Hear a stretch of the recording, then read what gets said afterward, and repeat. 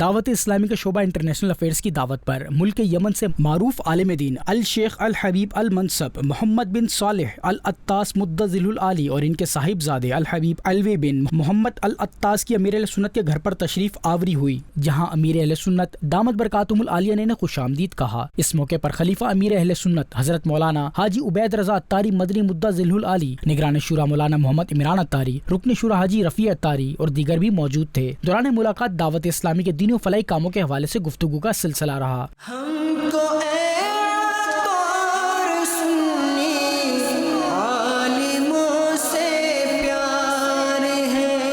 اس موقع پر امیر اہل سنت دامت برکاتہم العالیہ نے معزز مہمانوں کو مدینہ شریف کی کھجوریں اور آب زمزم بھی پیش کیا۔ صلی اللہ علی طه خیر الخلق واحلاها، صلی اللہ علی طه خیر الخلق واحلاها۔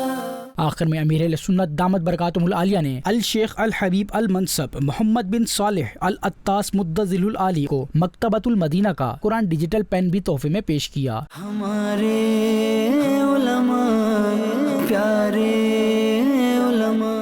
بعد ازاں انٹرنیشنل افیئرز ڈپارٹمنٹ کے ذمہ دار نے الشیخ الحبیب المنصب محمد بن صالح العطاس مدظل العالی اور ان کے صاحبزادے الحبیب علوی بن محمد العطاس کو Faizan online academy, Islamic research centre اور مدنی چینل سمیت دیگر ڈپارٹمنٹس کا وزٹ کروایا اور وہاں ہونے والے دینی کاموں سے متعلق آگاہی دی۔ عالمی سطح پر ہونے والے دینی و فلاحی کاموں کی ڈاکومنٹری بھی دکھائی گئی۔ اس موقع پر یمنی عالم دین الشیخ الحبیب المنصب محمد بن صالح العطاس نے جامعۃ المدینہ کے طلبہ اکرام سے گفتگو کی اور انہیں دین کی خدمت کا ذہن دیا۔ معزز مہمان نے دعوت اسلامی کی عالمی سطح پر ہونے والی دینی و فلاحی خدمات کو سراہا اور اپنی نیک خواہشات اور دعاؤں کے ساتھ مدنی خبروں کو اپنے تاثرات بھی دیے۔ زرنا هذا المركز الإسلامي المنور المبارك وأثلج الصدر ما رأينا، وحينما تنقلنا في جنبات هذا المركز والجهد القائم وما يبذل شيء مبارك، ونسأل الله أن يزيده إن شاء الله وأن يبارك في مدام أن الأمر في غاية التنظيم والترتيب والتنسيق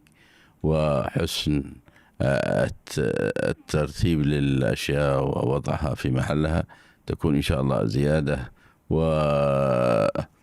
وهكذا ينبغي ونوجه لكثير من المسلمين أن تكون عندهم هذه الآفاق الواسعة في خدمة ونشر الفضائل والاتساع في منافع الخلائق بقدر الاستطاعة في شتى مناحي الحياة، وفي كل ما ينبغي أن يكونوا سباقين له حتى تظهر مظاهر خير في الأمة بشيء من الحصانة.